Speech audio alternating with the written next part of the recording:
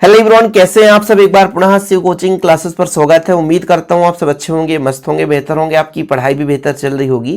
Class 12 physics NCERT में chapter first चल रहा है। जितने भी टॉपिक इसके पहले हमने कराया है, मतलब जो भी वीडियोस प्रोवाइड किया है, उसको हमने प्लेलिस्ट में ऐड कर दिया है, जिसे आप क्रम से देख सकते हैं।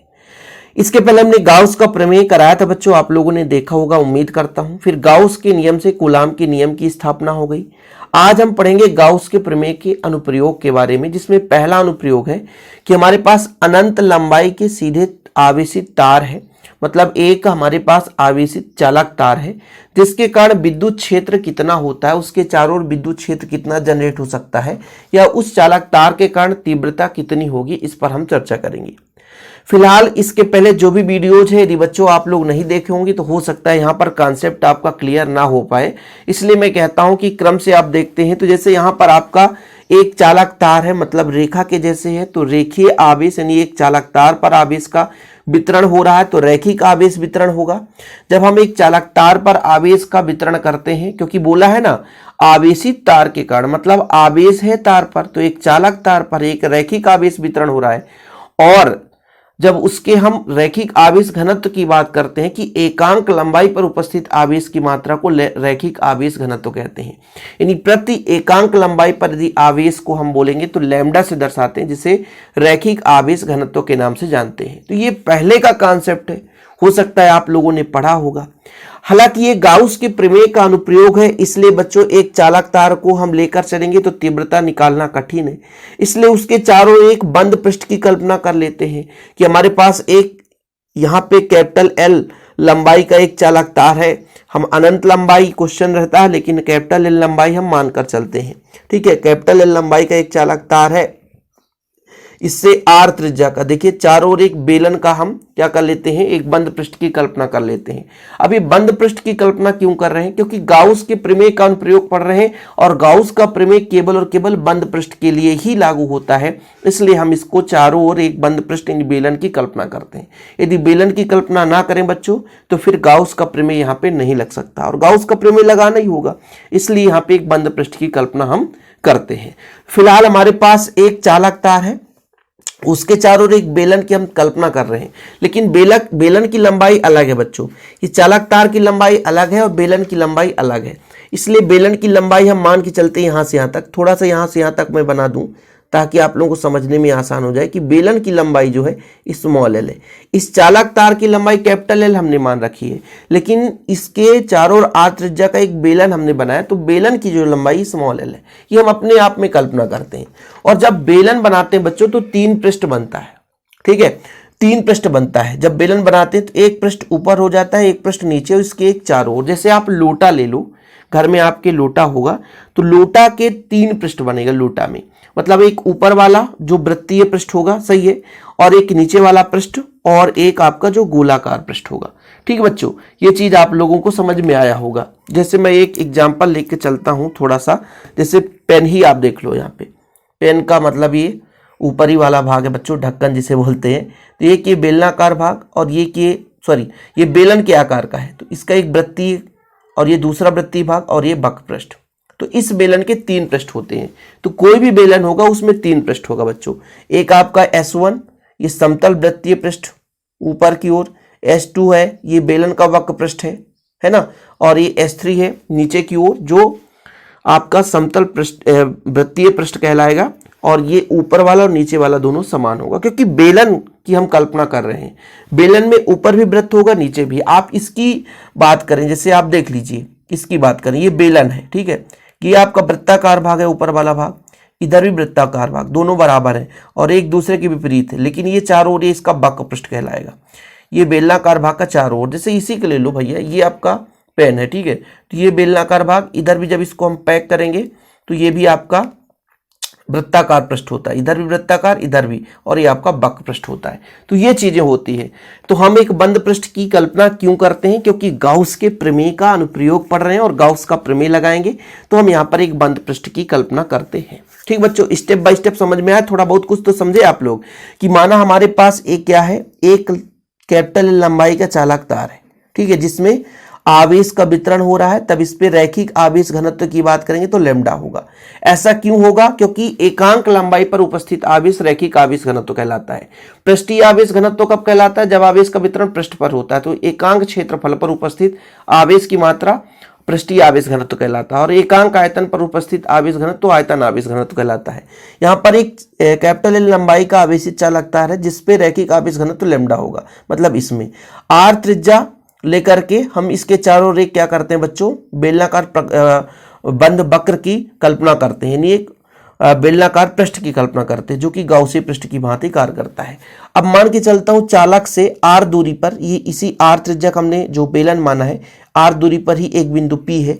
इसी बिंदु पर हम क्या करेंगे? तीव्रता की गणना करेंगे। तो अपना मानना है, और भी दूरी ले सकते थे, जितना भी दूरी ले सकते थे ले सकते हैं बच्चों, कोई दिक्कत नहीं है। हाँ, जितनी लंबाई बढ़ाएंगे, यानी बिंदु P की आर से दूरी जितनी बढ़ाएंगे उतने ही चौड़े बंद पृष्ठ की हमको कल्पना करनी पड़ेगी। तो फिलहाल यहां तक क्लियर हो गया। लिखना भी यहां पर देखो, माना अनंत लंबाई का एक सीधा आवेशित तार L है, उस पर एक समान रैखिक आवेश घनत्व लैम्डा है।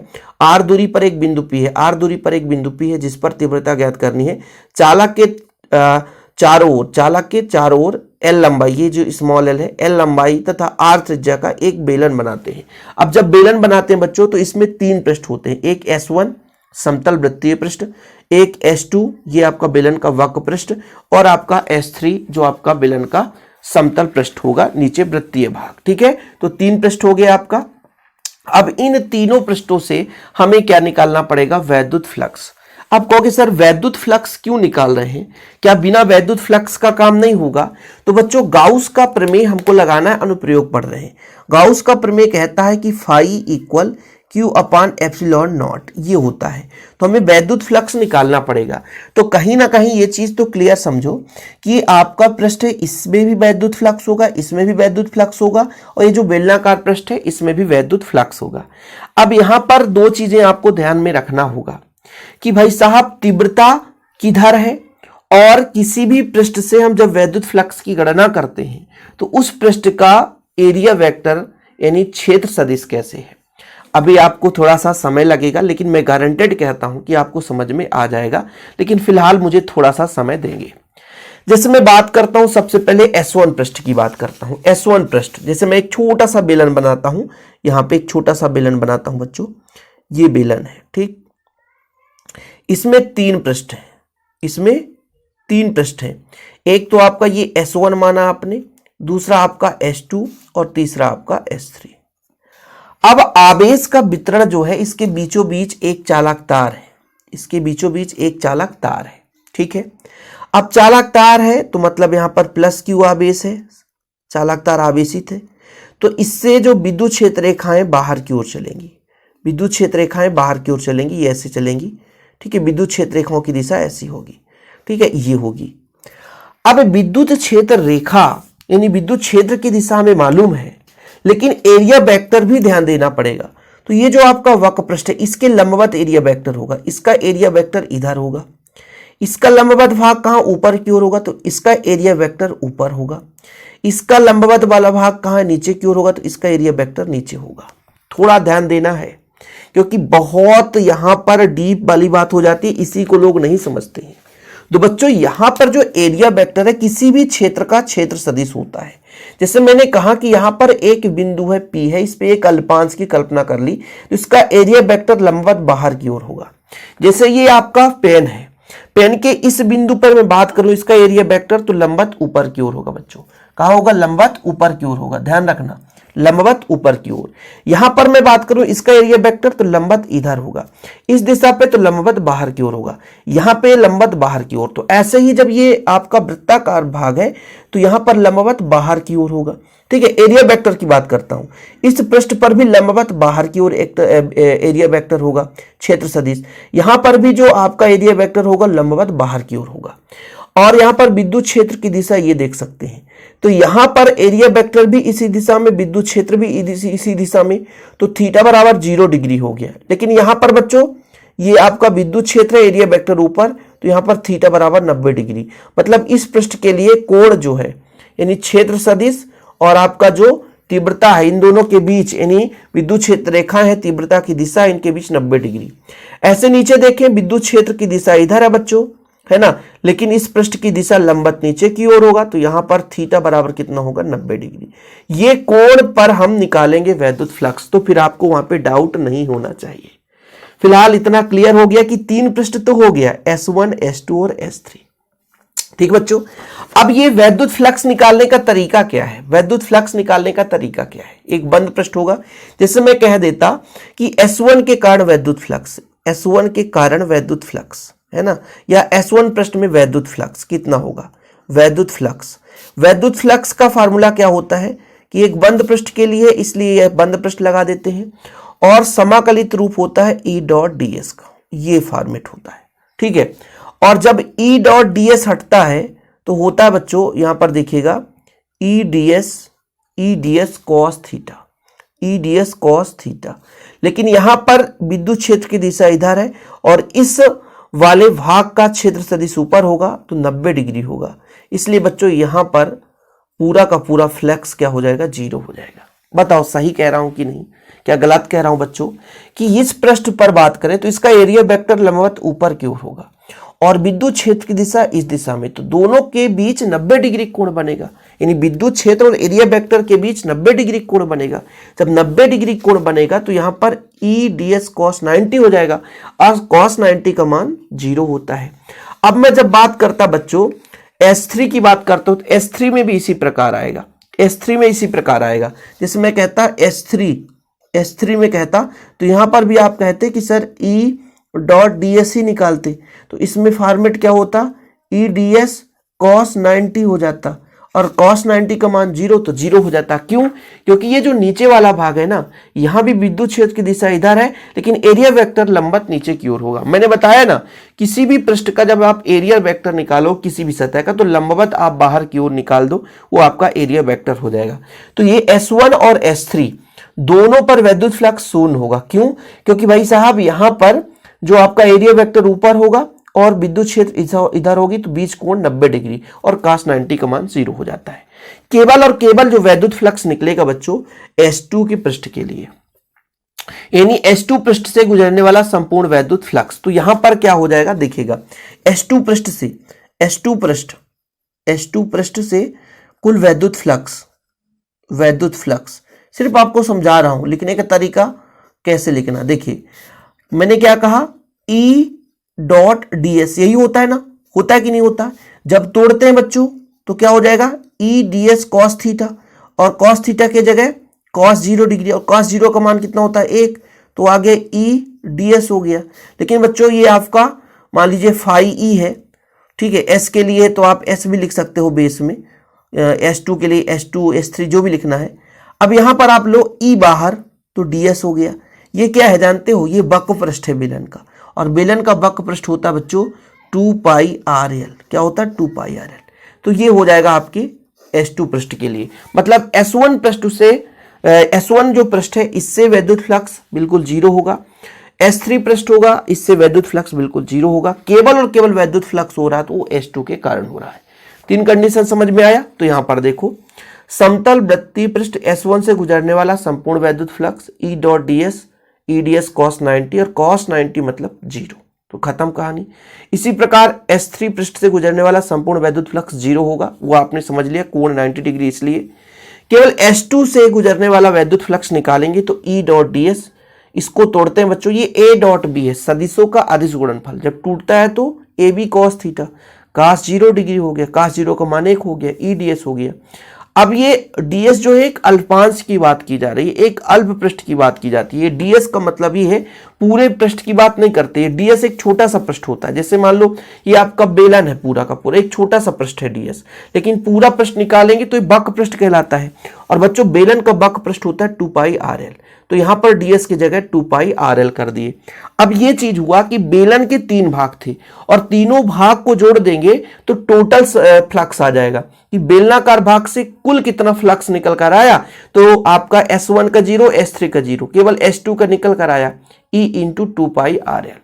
बेलन का वक्र पृष्ठ होता है 2 पाई RL, जहां R त्रिज्या है, L बेलन की लंबाई है। यहां तक क्लियर? बहुत सिंपल है बच्चों। यानी बेलन के संपूर्ण भाग से गुजरने वाला वैद्युत फ्लक्स जो फाई ई का मान आया वो कितना आ गया? ई इंटू 2 पाई आर एल।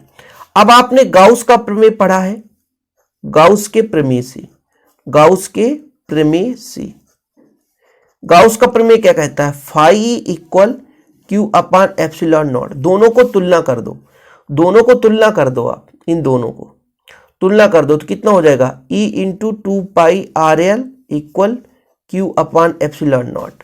ठीक है बच्चों, आगे चलने दीजिए थोड़ा सा। तो ई बराबर हो जाएगा आपका, कितना हो जाएगा? ये गुणा में इधर जाएगा तो भाग में हो जाएगा, तो हो जाएगा क्यू अपान 2 पाई और एप्सिलॉन नॉट कर दो, आर है तो आर कर दो, एल है तो एल कर दो। अब चूंकि आपने पढ़ा है कि रैखिक आवेश घनत्व बराबर कितना होता है? एकांक लंबाई पर उपस्थित आवेश की मात्रा, एकांक लंबाई पर उपस्थित आवेश की मात्रा। तो क्यू अपान एल यहां पे दिख रहा है, तो क्यू अपान एल की जगह आप लेमडा रख दो, क्यू अपान एल की जगह। तो कितना हो गया? 2 pi epsilon naught R, 2 pi epsilon naught R. ठीक है, यही आपका बच्चों तीव्रता है। ठीक है, यही आपका तीव्रता है, खत्म कहानी। यहीं तक आपको निकालना था। ठीक, तो यहां तक हमने कहा कि संपूर्ण जो वैद्युत फ्लक्स है वो बेलन के तीनों पृष्ठ का जो फ्लक्स होगा उसको मिलाकर होगा। तो दो पृष्ठ में तो 0 निकल कर आए, एक पृष्ठ में E into 2 pi R L है। गाउस का प्रमेय आपने phi equal Q upon epsilon naught रख ही दिया, दोनों की तुलना कर दिया, हमने तुलना कर दिया तो ई का मान आ गया। ठीक है, तो चाहे आप लेमडा इक्वल क्यू अपान एल की जगह रख दो डायरेक्ट लेमडा, या क्यू बराबर लेमडा एल रखो तो कट जाएगा, कुल मिलाकर के आंसर वही आएगा। यहाँ पे कभी कभी इसकी निर्भरता पूछी जाती है, आर पर लेमडा पर क्या इफेक्ट पड़ता है। तो आर का मान बढ़ाएंगे तो ई का मान कम होगा, लेमडा का मान बढ़ेगा तो ई का मान बढ़ेगा, ये चीज है। ऊपर का मान बढ़ता है तो सीधा मान बढ़ता है, और नीचे का मान बढ़ेगा तो घट जाएगा, ये चीज होता है बच्चों। यानी दूरी के व्युत्क्रमानुपाती होता है। अनंत लंबाई के चालक तार के कारण जो विद्युत क्षेत्र की तीव्रता होती है वो दूरी के व्युत्क्रमानुपाती है, दूरी के व्युत्क्रम है, उल्टा है। थोड़ा सा समय लगता है मेरे लेक्चर में, क्योंकि एक डीप में चलता हूं, एक एक पॉइंट लेकर चलता हूं, किसी प्रकार से कोई डाउट ना रह जाए। इसका नोट्स लेना है तो कांटेक्ट नंबर लिख लें 9685299149, 9685292949। इसी नंबर पर आप कांटेक्ट करें। एक छोटा सा अमाउंट लिया जाता है, लेकिन प्रॉपर रूप से हैंड रिटेन नोट्स आपको दिए जाते हैं। फिलहाल आज के लिए इतना ही। जय हिंद, वंदे मातरम।